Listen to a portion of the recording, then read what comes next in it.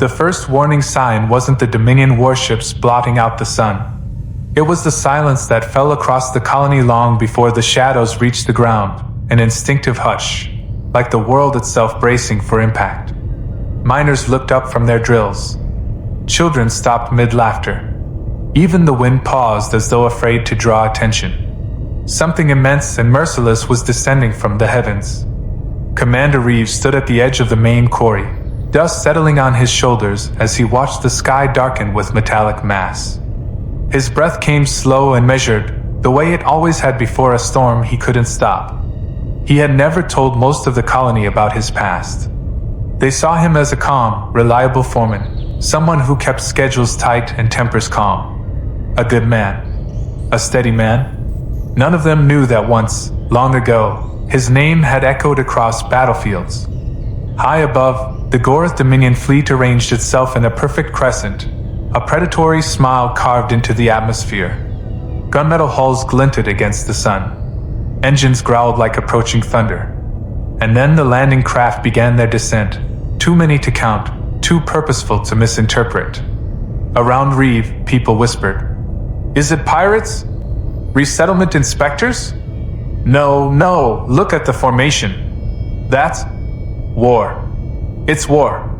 When the first landing craft slammed into the soil, it sent a shockwave rolling through the colony, rattling every tool, shaking dust from rooftops. The ramp hissed open, and the Goroth soldiers emerged, massive, broad-shouldered, skin ridged with bony plates that shimmered faintly beneath the sun. Their heavy boots struck the ground in perfect rhythm. Behind them marched a commander clad in black armor etched with Dominion sigils. His voice boomed across the colony through a voice amplifier embedded in his helm. "Humans of Outpost Theta 9. By decree of the Goroth Dominion, this world and all inhabitants now belong to us. Compliance will be rewarded. Resistance will be crushed." It was not a threat. It was a fact stated in a tone dripping with condescension. Miners and families were herded into lines. Unarmed, dusty, weary, they looked exactly as the Dominion expected. Workers. Laborers. Soft, fragile creatures from a garden world. Goroth soldiers barked orders and shoved people aside with armored claws. Children cried. Parents held them close. And still, the veterans were quiet. They blended into the crowd without fanfare, gray hair, stiff joints, lined faces. They looked like tired workers nearing retirement, not former soldiers who had survived horrors the Dominion had never faced. Their silence wasn't fear. It was calculation. It was memory. It was control. Reeves stepped into line with the others, hands at his sides, shoulders loose, gaze downcast. A Goroth soldier roughly shoved him in place. Reeve didn't react. He inhaled slowly, exhaled evenly. Inside, old instincts took shape like ghosts reforming from mist. Weapons. Troop patterns. Choke points. Blind angles. Supply lines. Every detail sharpened in his mind. The soldier sneered. "Downcast and quiet. Soft-boned things. You will make excellent laborers." Reeve said nothing. He reminded himself that retaliation now would doom everyone. Pride was a luxury. Precision was survival. The Goroth commander paced before the colony, surveying them the way one inspects livestock. "Human output is notoriously limited," he declared. "But your species possesses endurance if properly motivated. You will mine or at triple your current output. Failure will be corrected." Then came the chains. Metal restraints snapped over wrists and ankles with a brutal finality. Entire families were bound like packs of animals. Children whimpered as the cold metal tightened. Adults tried to soothe them despite their own fear. Reeve felt the chain lock around his wrists, the weight of it settling against old scars. He bowed his head, not in submission, but in patience. One of the younger men near him hissed under his breath. "We can take them. Look at their spacing. Look at—" Reeve cut him off with a single sharp glance. "Not yet." That was all it took. The younger man swallowed hard and lowered his eyes. Reeve's authority wasn't loud, and it didn't need to be. In another life, Men had followed him into places no sane soldier walked. The Gorath pushed the humans toward labor assignments. Tools were thrust into hands. Overseers barked orders. And throughout it all, a steady undercurrent of derision flowed from Dominion soldiers. Fragile things. Look how they tremble. They'll break in a week. But they were wrong. Humans didn't tremble. They observed. They endured. They waited. Reeve found himself placed in Drill Team 3, same as always.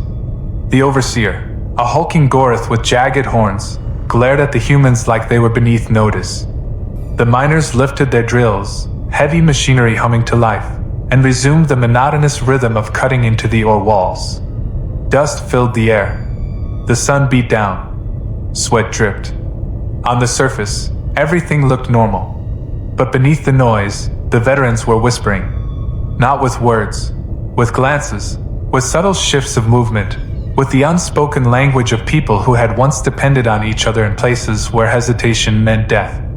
No one else noticed. Certainly not the Gorath. Hours later, as the sun dipped low and cast crimson light across the quarry, a faint commotion broke out near the far end of the pit. A young worker, barely 20, collapsed from exhaustion. He tried to stand, but his legs buckled beneath him. The Gorath Overseer marched toward him, nostrils flaring with disgust. Pathetic, the alien snarled. If you cannot stand, you are not needed. He struck the boy across the back with a rifle butt. The boy cried out, curling into himself as pain rippled through him. The colony froze. Civilians gasped, hands flying over mouths. The veterans went silent. Not fearful, not hesitant.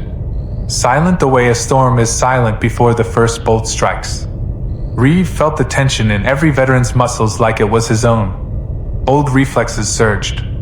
Old wounds throbbed. The Overseer struck again, raising his weapon for a third blow. And Reeve moved. He didn't run. He didn't shout. He simply stepped forward. The Overseer froze mid-swing as Reeve placed himself between the weapon and the boy. The two locked eyes. Reeve's voice was calm. He is dehydrated. Let him stand. The Overseer snarled. You do not command here, human. Reeve didn't blink. He will stand. And he will work. But he needs water. The quarry seemed to hold its breath. Even the wind stilled. The Overseer leaned in, towering over him. You are in no position to make demands. Reeve's gaze didn't waver. There was no bravado in it. No anger. Just quiet certainty. A certainty the Overseer didn't understand, and therefore feared. After a long moment, the alien lowered his weapon with a disgusted grunt. Fine. He gets water. But if any of you fall again, there will be no mercy. The Overseer stalked away. Reeve knelt beside the boy, lifting him with gentle hands. The boy's breath trembled, his eyes wide with fear and gratitude. Steady, Reeve murmured. You're all right. Breathe. The veterans around him subtly shifted closer, an unspoken ring of protection around the injured worker. And for the first time, civilians noticed. They saw how the older humans moved, how they watched, how they responded with a level of discipline that no miner had ever shown. It planted a seed. A question whispered in worried minds. Who are these people really? Reeve helped the boy return to the line. When he straightened, pain lanced through his own shoulder, an old injury from another lifetime, but he ignored it. He returned to his drill and resumed working as though nothing had happened. But everything had changed. That night, as the humans were marched back to the barracks, the veterans exchanged small nods. Tiny confirmations. Silent agreements. This wasn't sustainable. The Gorath were escalating. And sooner or later, one of those escalations would require an answer. The sun set on a colony that looked compliant. But beneath the surface, the ground was shifting. Inside the barracks, Reeve sat on a metal bunk, elbows on his knees, listening to the rhythm of breathing around him. People were exhausted, bruised, terrified. Children whimpered quietly in their sleep. Adults tried to comfort them despite their own trembling hands. A fellow veteran, Mara, spoke from the bunk opposite him. Her voice was a whisper. "We can't let this continue." Reeve nodded. "I know. How long do we wait?" Reeve closed his eyes. Images of combat flickered across his mind like ghosts. Friends falling, smoke rising, screams echoing through comm channels. He had led too many into violence already. He had promised himself never again. But promises don't matter when children are in danger. "We wait," he said softly, "until we know we can win." Mara accepted this without argument. She trusted him more than she trusted herself. They all did. And so, quietly, the veterans began to watch more closely. They studied guard rotations, supply deliveries, sensor grids, weapon caches. They noted times when surveillance flickered. They mapped tunnels beneath the colony and routes through abandoned shafts. They trained civilians without ever calling it training. "Safety drills," they said. "Practice evacuations," they said. But every movement, every instruction, every quiet correction was building towards something larger. Something inevitable. The Gorth saw none of it. They saw only what their arrogance allowed them to see. Broken laborers bending under the weight of new masters. Days became weeks. Tension tightened like a wire drawn too far. Everyone felt it, even if they couldn't name it. Then one night, everything shifted. A faint, frantic scraping echoed from the ventilation grate near the water reclamation unit. Reeve moved toward the sound cautiously.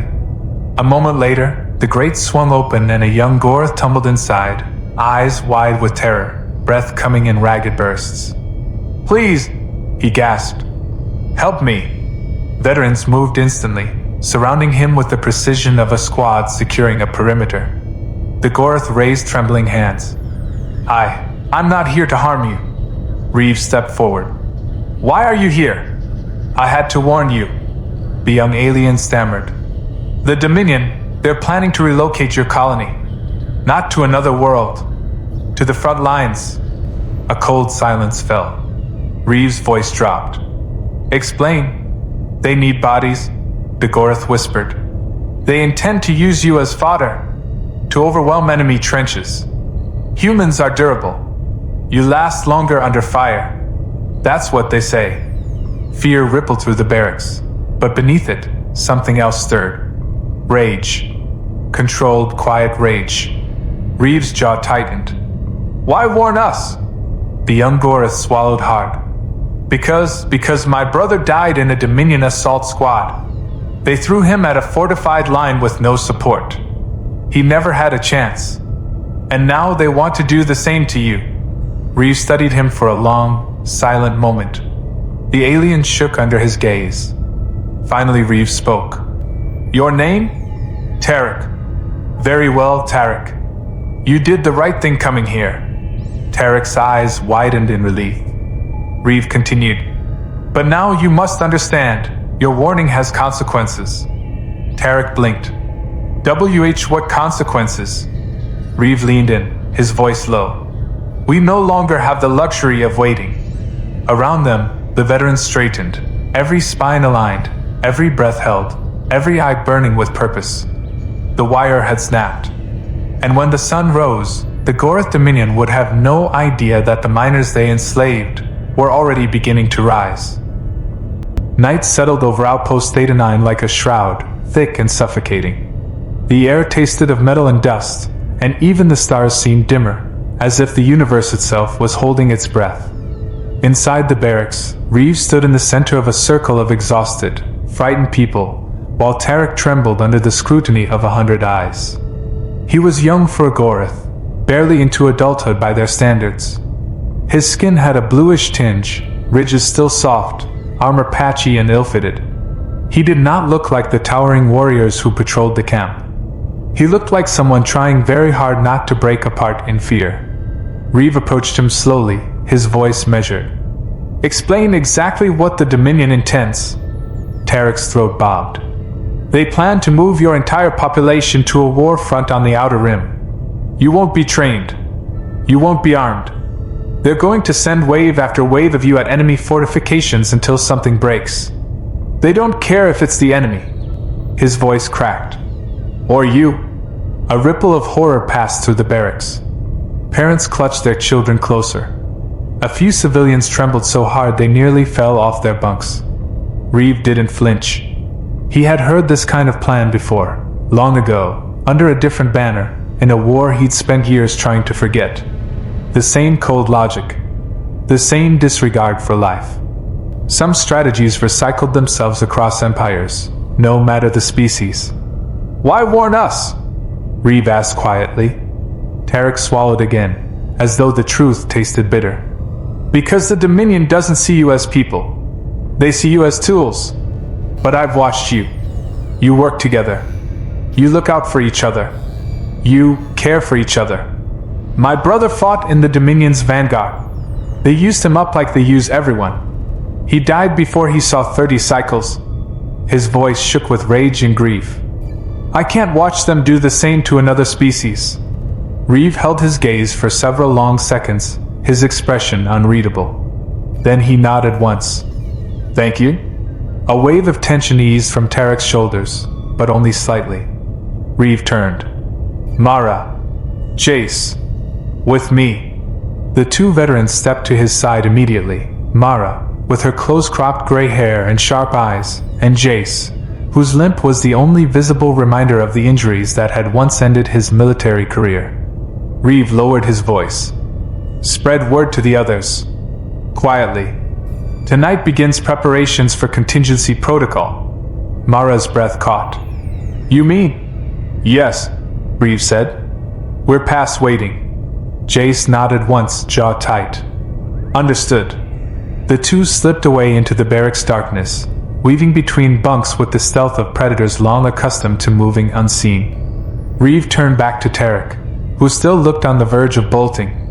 "You did a brave thing tonight," Reeve told him. "Stupid, perhaps, but brave." Tarek blinked. "Does that mean you trust me?" "No," Reeve said. "But it means trust is possible." Tarek's shoulders sagged, relief mixing with uncertainty. "Stay close," Reeve said. "And stay quiet." The alien nodded shakily. Around them, the veterans were already moving, passing silent glances, subtle gestures. The room wasn't merely a barracks anymore. It was a staging ground. The uprising had begun. The next morning dawned red, not metaphorically, but literally. Dust storms from the northern ridge whipped sand across the horizon, tinting the rising sun like a smear of blood. It was fitting. The Goroth began their usual routine. Soldiers barked orders. Overseers strutted with their weapons in hand, eager to punish any sign of sluggishness. Humans filed into lines, appearing tired, compliant, beaten. But something was wrong. A subtle shift in posture. Eyes sharper. Steps more synchronized. Reeve noticed one overseer narrow his gaze suspiciously as the humans headed across the yard toward the quarry. He watched the column of workers. He sensed something he couldn't name. But Dominion arrogance was a powerful blinder. He shook his head and moved on. The humans got to work. Drills hummed. Or carts rattled. The usual monotonous symphony of labor resumed. Only Reeve and the veterans knew that this was camouflage. Beneath the surface, operations were already in motion. Mara worked the coolant pumps, diverting flow toward pipes no one monitored, pipes that would feed into the eastern sensor hub. Jace pretended to inspect drill bits while actually loosening key bolts on the guard tower's power relay. Other veterans repositioned mining equipment, creating lines of sight that seemed accidental but would allow coordinated strikes later. Even the civilians played their role, though most didn't know the full plan. They were told to pay attention to whistle signals, to move quickly, calmly, and in groups, to trust the veterans. Reeve knew how difficult it was to ask civilians to place their lives in others' hands. Trust was earned through action. That action would come soon enough. Around midday, Tarek slipped into the shadows of the equipment shed where Reeve was reviewing a circuit map scratched into the dirt. "I have something," Tarek whispered urgently. Reeve looked up. "The main comm tower will be offline tonight for maintenance. It's routine. No one will notice if it goes out for longer." Reeve's mind turned instantly. An offline comm tower would blind the Dominion's ability to call reinforcements or report an uprising in progress. It would also disrupt their internal surveillance. "What's the access point?" Reeve asked. Tarek knelt, drawing a crude schematic with a trembling claw. "Here. And here. 2 nodes you can sever without triggering alarms." Reeve nodded. "Good work." Tarek swallowed. "I want to help more. I can do more." Reeve studied him. The young alien's fear was real. So was his conscience. But in war, good intentions could kill. "We'll use what you've given us," Reeve said gently. "Nothing more for now." Tarek bowed his head. Reeve touched his shoulder once, brief but meaningful. "Courage is not always about action. Sometimes it's about restraint." Tarek blinked in surprise, then nodded slowly. The plan continued. When night fell, the colony transformed. From above, nothing looked different. The lights dimmed. The wind howled. Humans huddled in their barracks under blankets. But inside those barracks, hearts hammered in anticipation. Reeve stood before the gathered veterans, their faces illuminated only by the faint blue glow of the emergency strip lighting. "Our objective," Reeve said quietly, "is to take control of the colony with minimal casualties. We cannot win a direct fight, but we can dismantle their infrastructure and isolate them." Mara stepped forward. "We disable their eyes," she said. "Cut comms, blind sensors," Jace added. "Then we neutralize patrols before they realize what's happening." Reeve's eyes moved across the room. "Civilians will evacuate into the tunnels. No exceptions. If an area becomes compromised, you fall back. No heroics." Some veterans exchanged glances. They knew that when the moment came, heroics were inevitable. But Reeve needed to say it. He continued, "Once the camp is secured, we move on the landing pad. It's our only path off this rock, and the Dominion's only lifeline. We take a gunship. We disable the Dreadnought's tether controls. And then," his voice lowered, becoming steel, "we end this." Silence filled the room. Not fearful silence. Determined silence. Reeve nodded. "Positions." They moved. The first phase began with a whisper. Literally. A single shrill whistle echoed through Barracks 3. Civilians rose instantly, guided by veterans into neat rows. They filed into the maintenance tunnels beneath the colony, clutching blankets, canteens, and each other's trembling hands. Some children cried softly, confused and afraid. Their parents soothed them with promises that everything would be all right. Reeve walked among them, speaking soft words of reassurance. He touched shoulders, steadied shaking arms, met frightened gazes with calm ones. He didn't tell them not to be afraid. Fear kept people alive. When the last civilian disappeared into the tunnels, the veterans remained. Reeve exhaled once. "Begin." At that exact moment, synchronized down to the breath, Mara and 3 others slipped into the coolant control hub. They rerouted pressure valves and fired a pulse that overloaded the eastern sensor grid. Lights flickered. A distant hum sputtered. The Dominion technician monitoring the grid frowned. "Strange, Sector East just dropped." His superior waved him off. "It's been glitching for weeks. Fix it in the morning." The technician shrugged and turned away. Mara allowed herself a thin smile. Phase 1 complete. Phase 2 began at the comm tower. Tarek approached the maintenance node alone, hands shaking as he swiped his ID badge. The security light blinked green. The hatch hissed open. He stepped inside. The tower interior hummed with energy. Blue coronas danced along conduits. Dominion engineers loved redundancy, but also loved convenience, and the override circuits were easily accessible from the walkway. Tarek approached the first node and hesitated. This was treason. There was no going back now. He thought of his brother, and he cut the first wire. Silence pulsed. Then he cut the second. The tower's status lights winked out one by one, cascading like falling stars. Across the camp, Dominion systems flickered. Patrol helm displays glitched. Surveillance feeds froze. Command consoles beeped with error messages. The camp commander slammed a fist against his console. "What's wrong with this cursed equipment?" His technician scrambled. I don't know, my lord. It appears to be cascading failures." "Fix it," the commander snarled. "Yes, my lord." He didn't fix it, because Reeve and the veterans were already in motion. Phase 3 erupted from the shadows.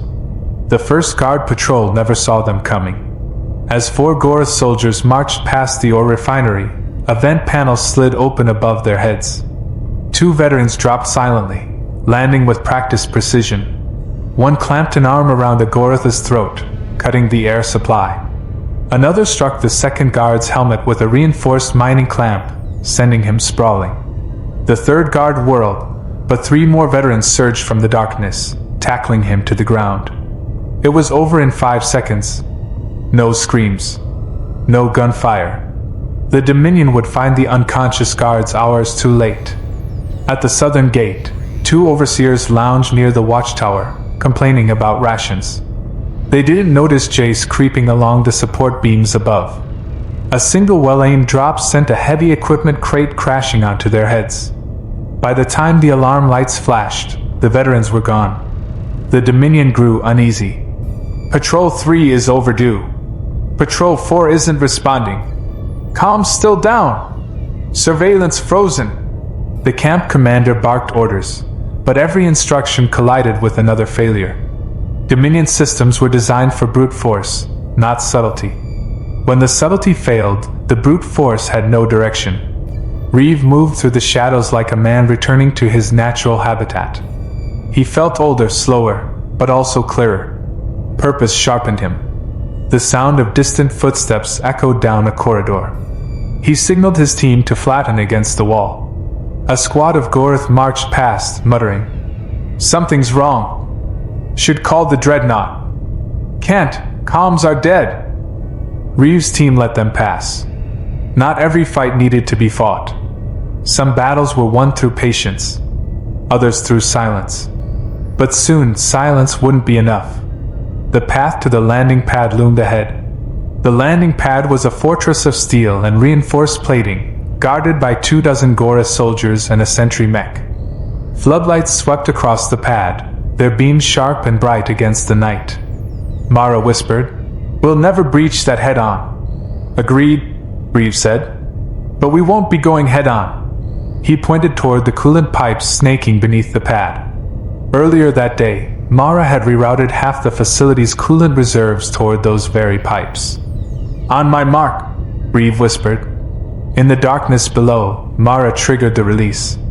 A geyser of freezing vapor erupted from beneath the pad, engulfing the sentry mech. Metal screamed as the machine seized, joints cracking under sudden temperature shock. The mech collapsed with a thunderous crash. Gorath soldiers shouted in alarm, firing blindly into the mist. Reeve and his team moved. They burst through the haze like ghosts, tools in hand, not weapons. A vibro cutter sliced through a rifle. An ore hook yanked a soldier off balance. A reinforced drill casing struck a helmet, sending its wearer sprawling. The veterans didn't fight like miners. They fought like an elite unit that had survived too many battles to count. Every move was efficient. Every strike calculated. They flowed together as though gravity itself bent around their coordination. Gorath soldiers, despite their size and strength, faltered under the assault. They had trained to fight brute force, not coordinated precision, not humans who fought with their hearts as much as their hands. A soldier lunged at Reeve, claws bared. Reeve sidestepped, seized the alien's arm, twisted, and slammed him against the pad railing in one fluid motion. Another charged Mara. She ducked under his swing, drove her knee into his plating, and jabbed a power cell into his belt. The overload sent the alien stumbling backward in a shower of sparks. Within minutes, the landing pad was theirs. The gunship sat in the center, sleek and dangerous. Their ticket off the colony. Reeve turned to Tarek, who had followed at a distance, fear warring with determination. "Can you unlock it?" Reeve asked. Tarek nodded shakily and sprinted toward the control panel. His claws flew across the interface. Dominion script scrolled rapidly, error messages flashing. "Hurry," Mara hissed. "I'm trying," Tarek snapped, panic creeping into his voice. "It's not designed for cross-species access." A soft chime. The gunship hatch hissed open. Reeve clapped Tarek's shoulder. "Good work." Inside, the gunship smelled of ozone and cold metal. Panels pulsed with blue and red lights. Tactical holodisplays flickered. The veterans took positions instinctively, as though decades had not passed since they last operated military hardware. Reeve slid into the pilot's chair. The controls were alien, but principles were universal: thrust, yaw, pitch, stabilizers. It came back to him like an old language he hadn't spoken in years. "Everyone ready?" Reeve asked. "Ready," Mara said. "Ready," Jace echoed. "Are ready," Tarek added. Reeve exhaled slowly. "Then let's finish this." He activated the engines. The gunship roared to life. And in the distance, alarms finally screamed. The Dominion had realized, far too late, that their labors were no longer bending. They were rising. The gunship rose from the landing pad in a plume of heat and dust, engines roaring as though announcing humanity's defiance to the entire sky. Floodlights snapped toward it. Sirens screamed across the colony. Goroth soldiers poured out from barracks and control posts, weapons raised in panic and disbelief. Reeve gripped the controls, jaw clenched. The unfamiliar layout of the Dominion dashboard flickered with hostile glyphs, but he navigated by instinct. Motion, energy flow, thruster modulation. The body remembers what the mind fears it has forgotten. "Stabilizers online," Mara called from the auxiliary console. "Shields warming," Jace added from the engineering station. Tarek hovered behind Reeve's chair, heart pounding loud enough that Reeve swore he could hear it. "2 Dominion sentry turrets arming below." Reeve banked left hard. The gunship lurched violently as plasma bolts tore through the air where they had been moments before. The ship surged upward, bursting through the perimeter haze with a furious growl of engines. Reeve angled them toward the sky, toward the stars, toward the massive shadow looming across the horizon. The Dominion dreadnought. It hung above the colony like a floating city, enormous and cold, engines aglow with terrible beauty. When it came into view through the forward viewport, even the veterans paused. It was easily 20 times the size of the colony. Its hull bristled with weapons capable of turning continents to ash. Reeve inhaled deeply. "That's our target," Jace swore under his breath. "I forgot how big those things are. They're not meant to be taken by force," Tarek whispered. "Not even by Goroth. They're built to be feared, never challenged." "Everything breaks," Reeve replied. "Everything." Below them, the colony shrank into a patchwork of metal and dust. Panic rippled across the landing pad as Dominion troops scrambled to active defense stations. The gunship screamed past them, leaving trails of ionized air. A broadcast suddenly crackled to life. A harsh, guttural voice amplified across a channel Tarek hadn't disabled. "Attention unidentified craft. Power down and prepare to be boarded. You are in violation of Dominion protocol." Reeve didn't answer. Another voice crackled through. "Theta 9 workers, you will be punished for this rebellion. Surrender now and executions will be limited." Jace smirked darkly. "Generous of them." Mara leaned closer to the console. "Distance to docking perimeter, 100 kilometers." Tarek gulped. "They'll fire as soon as we cross the threshold." Reeve's eyes narrowed. "No, they won't." The dreadnought loomed closer, its underbelly stretching across the horizon like a massive iron horizon. Surface lights glowed dimly. Docking bays opened and closed with mechanical precision. "You're not actually thinking," Mara began. Reeve was. He aimed the gunship straight into a stream of incoming or transports drifting toward the dreadnought's primary hangar bay. The transports were enormous, lumbering, and slow, but they created one thing the veterans desperately needed: cover. Reeve jammed the gunship into the formation, engines flaring as he matched their speed. "Hide in the convoy," Jace said, impressed despite himself. Classic smuggler trick. Smugglers didn't invent it, Reeve muttered. The Navy did. Plasma flak erupted around them as the Dominion opened fire, but the Dreadnought's targeting systems couldn't risk hitting their own transports. Instead, it fired warning bursts, trying to force the rogue gunship to peel away. Reeve didn't. The Dreadnought loomed larger and larger until it filled the entire viewport, a metal world blotting out the stars. The hangar entrance yawned open ahead, a glowing rectangular maw. Tarek's claws dug into the chair. They're going to identify us. They'll scan. I disabled the beacon, Reeve said. How? Very carefully, Reeve replied, which was only half true. The rest was luck and veteran intuition. The gunship glided into the hangar bay with the ore transports, slowing as magnetic clamps engaged to soften the landing.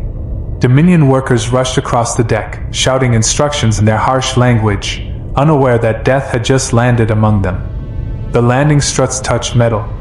Reeve breathed out. We're in. Not a cheer. Not a celebration. Just the quiet acknowledgement that they had crossed into danger far beyond anything they faced before. Because now, they needed to take the Dreadnought. From the inside. The gunship hatch opened with a hiss. Reeve stepped out first, eyes sweeping the bay. Dozens of Gorath workers and deckhands bustled about, dragging cables, refueling transport thrusters, checking automated loaders. None were armored. None expected resistance. Perfect. Reeve motioned silently. The veterans fanned out, slipping among crates and machinery like ghosts. Shadows clung to their movements. Their improvised weapons, drill heads, vibro cutters, power rods, glinted in the low light. Tarek stepped out hesitantly. Reeve caught his arm. Stay close to me. Tarek nodded quickly. The veterans moved with eerie smoothness. They had once infiltrated bases under far worse conditions. The Dreadnought interior was practically civilized by comparison. A Gorath deckhand approached, brows furrowing. What unit are you? Mara grabbed him from behind, muffled his cry, and dragged him behind a cargo stack. Jace secured the unconscious alien with cable ties he'd snatched from a toolkit. More workers fell silently. No alarms sounded. The veterans seized uniforms, access cards, and a datapad containing flight deck layouts. They regrouped behind a towering or container while Reeve skimmed the schematics. Bridge is 12 decks up, he murmured. We need to avoid main lifts, too exposed. There's a maintenance shaft here. Mara pointed at the display. Narrow, but it runs parallel to the fusion conduit. Jace grimaced. Which means radiation. Not enough to kill us in an hour, Mara said. Probably. Encouraging, Jace muttered. Reeve closed the datapad. It's our best route. Move. They slipped across the hangar bay as alarms continued flashing from the colony down below, still drawing Dominion focus away from the infiltrators. The maintenance shaft access panel was unguarded. Most Gorath avoided these corridors. They were cramped for larger species. Humans, however, could move through them with ease. Inside, the shaft buzzed with the hum of energy coursing through conduits. The thin metal walls vibrated faintly. Heat washed over them. They climbed. For 20 minutes, they ascended rung after rung in near blackness, illuminated only by a faint emergency strip lighting along the bottom ridge. The shaft narrowed as they ascended, squeezing them tighter. Tarek struggled, claws scraping nervously. Gorath aren't meant for confined spaces, he whispered. Reeve looked down. Stay focused. Don't look anywhere except the next rung. But what if? The only thing that matters is the next rung, Reeve repeated, calm but firm. Tarek swallowed and kept climbing. Veterans said nothing, but they felt sympathy. They'd seen good soldiers freeze in choke points before. Tarek hadn't been trained for fear. They climbed until sweat dripped down their backs and their arms trembled. At last, they reached Deck 5. Reeve pried open the hatch. The corridor beyond was dim, unoccupied, sterile metal floors, red emergency lights casting long shadows. Usually, a dreadnought would teem with movement. but most of the crew had been dispatched to respond to the colony uprising. Fortune favors the desperate. Deck 5 held the support systems, engineering controls, atmospheric regulators, secondary weapons routing. 3 Gorath technicians stood near a console, arguing loudly about the calm blackout. Never seen a cascade failure this large. Must be sabotage. From miners? Impossible. Reeve reacted before the last word finished leaving the alien's lips. He surged forward, striking the nearest technician with the edge of his tool. Mara and Jace followed, disabling the other 2 before they could shout. They dragged the unconscious bodies into a maintenance alcove and locked the door. Tarek stood trembling. That console, can it isolate the internal sensors? Mara scanned it quickly. Yes, but only locally. Do it, Reeve said. Mara's fingers danced across the Dominion interface.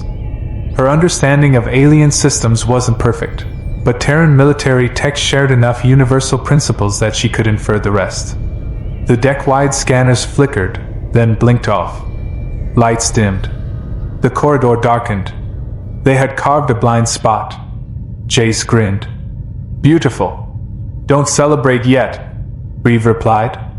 4 more decks to go. They moved deeper into the ship. Deck 4 had patrols. Not heavy ones, just pairs of Gorath soldiers marching side by side, muttering about how tiresome humans were, how soft and breakable, how this rebellion was a waste of time. Reeve halted their group at a junction. Let them pass, he whispered. The veterans pressed against the wall, barely daring to breathe as the soldiers stomped past. Their shadows stretched long across the floor, snaking like dark fingers around the humans' boots. A single twitch could give them away. A dropped tool, a sharp breath. But the veterans had mastered the art of stillness decades ago. The patrol passed. The humans continued. They didn't attack unless necessary. Efficiency was survival. Avoiding conflict was as important as winning it. On Deck 3, they encountered their first real obstacle. A blast door. Sealed. Reinforced. No access panel on their side. Can we bypass it? Mara asked. Not without a plasma cutter, Jace said grimly. Tarek stepped forward.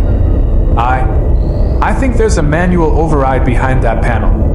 Reeve looked at him. You think? Yes? Tarek squeaked. Well, Jace muttered. Good enough for me. Tarek pried open the small panel with shaking claws. A tangle of luminous cables lay within. He hesitated. Reeve placed a steadying hand on his back. Remember what you said earlier. The Dominion uses everyone. Break that cycle. 1 wire at a time. Something steadied inside Tarek. He exhaled and pulled. Sparks danced. The blast door hissed, then slid open. Jace whistled. You might survive this after all, kid. Tarek sagged with relief. They continued their ascent. Deck 2 held the barracks for the Dreadnought's elite honor guard. 20 armored Gorath warriors slept in staggered shifts across rows of bunks designed for their massive frames. Their weapons were propped neatly against the walls. Plasma pikes, rail carbines, heavy shock mauls. Reeve halted the team outside the door. We can't take them head on. We bypassed this deck entirely. Ventilation duct? Mara asked. Jace shook his head. Too loud. The armor they wear amplifies sound. They'll hear us. Reeve scanned the ceiling. There, an access hatch to the upper service rail. Up, he whispered. Veterans formed a ladder with their bodies, knees, backs, shoulders forming steps. Reeve climbed first, then reached down to pull Mara up. Jace followed, then Tarek, nearly slipping before Reeve caught his hand. They crawled silently across the service rail above the sleeping Gorath. One alien stirred below, snorting loudly. Tarek froze. Reeve's hand touched his arm, gentle reassurance, not force. The guard rolled over and fell back asleep. They continued. When they reached the far side, they dropped quietly into an empty corridor that curved upward toward the bridge. Deck 1 loomed. The final barrier. The bridge doors were tall, imposing, and guarded by 2 elite sentries in full combat armor. Their expressions bored, their stance relaxed. The rebellion on the colony was a minor annoyance. Nothing more. Arrogance blurs vigilance. Reeve gestured for Mara and Jace to flank left.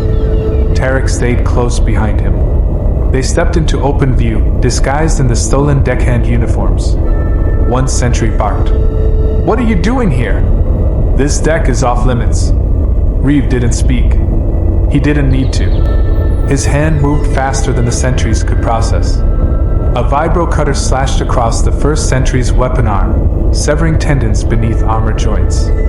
Mara swept the second guard's legs and jammed a deactivated power cell into his breathing vent, stunning him instantly. 2 seconds. 2 enemies down. Reeve dragged their bodies behind a pillar. Mara keyed into their helmet systems to disable their identifiers. Then Reeve approached the bridge door panel.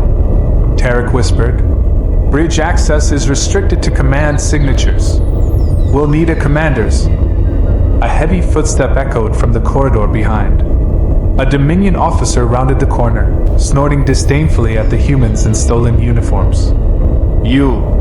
Why are you not at your—" Reeve stepped forward as though bowing, then struck the alien across the head with the sentry's own shock maul. The officer collapsed. Reeve knelt and pressed his hand to the alien's command gauntlet. The gauntlet scanned his captive's biometrics. The bridge doors hissed open. They entered. The bridge was vast, circular, lined with crew pits and holographic displays. Officers rushed between consoles, barking reports about the colony uprising.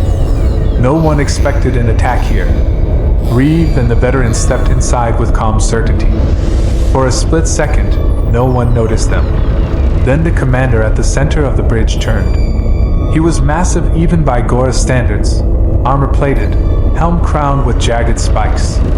His eyes burned with contempt the moment he saw the humans. "You," he snarled. "Miners. Laborers. Frey." Reeve didn't answer. The commander raised his weapon, but the veterans moved first. They flowed into formation like a tide, silent, seamless, lethal. Mara swept left, Jace right, Reeve forward. Their improvised weapons flickered with deadly precision. The commander fired. Reeve spun behind a console, sparks erupting as plasma scorched the metal. Mara hurled a reactor rod that struck the commander's elbow joint. He roared as the armor cracked. Bridge officers panicked. "Security to the bridge! Breach! Breach!" Jace vaulted over a railing, tackling an officer before she could hit the alarm. Tarek rushed to the command console, claws flying across the interface to seal blast doors and jam cone lines. "You're dead!" the commander bellowed, charging. Reeve met him head-on. He ducked under a wide swing and jabbed his vibro cutter into the commander's side. Armor sparked but held. The commander grabbed Reeve by the throat, lifting him off the ground. Humans gasped. Mara cried out, "Reeve!" But Reeve didn't panic. He drove his knee into the alien's elbow, once, twice, 3 times. The joint buckled. Reeve dropped to the floor, rolled, seized the commander's own shock maul, and slammed it into the alien's ribs with every ounce of strength left in his bones. The commander staggered. Reeve struck again, and again, until the massive Gorath fell to one knee, gasping. "You," he coughed. "You're just laborers." Reeve leaned close, voice low and steady. "No, we're human." He struck one final time. The commander collapsed, unconscious. Silence filled the bridge. Then the veterans turned to the remaining Dominion officers. Many dropped their weapons. Some simply froze in terror. Reeve stood tall, breath heavy, sweat dripping down his brow. "This ship," he said, voice ringing across the command deck, "is ours." With the commander subdued, Tarek accessed the ship's internal comms and broadcast a message across the dreadnought and toward nearby Dominion-controlled colonies. A hologram of Reeve appeared in every corridor, every cell block, every barracks. "To all those held in chains," he said, voice steady as stone, "you are free. The Dominion no longer controls this vessel, and they will not control you. Gasps, cries, and cheers echoed through the ship as enslaved workers of multiple species looked at one another in disbelief and hoped they hadn't dared to feel in years. Rise, Reeve said. Stand. Walk out of your cages. Then he added the words that shook the sector. The Dominion can bleed. Across the dreadnought, enslaved beings rebelled. Doors opened. Guards were overwhelmed. Relief and fury washed through hallways like a flood. The impossible had happened. A mining colony had taken a warship, and the galaxy knew. Hours later, the veterans stood on the bridge. The dreadnought was quiet now, its systems under human control, its crew subdued, its prisoners freed. Mara inspected the tactical screen. Messages are spreading across nearby systems. Uprisings everywhere. Jace chuckled weakly. Never thought I'd see something like this again. Tarek stood beside Reeve, awed. You did it. You actually did it. Reeve shook his head. No, we did it. Humans and Gorth both. Tarek's throat tightened. Reeve stepped forward, looking out at the stars through the panoramic viewport. He spoke softly but clearly. We were miners. We became soldiers again. But tomorrow... He placed a hand against the cool glass, watching the constellations shift. Tomorrow we build. The veterans gathered around him. Behind them, the dreadnought hummed, no longer a symbol of Dominion power, but a beacon of liberation. A reminder to every species in the galaxy. Humans may bend, but we do not break. And when we rise together.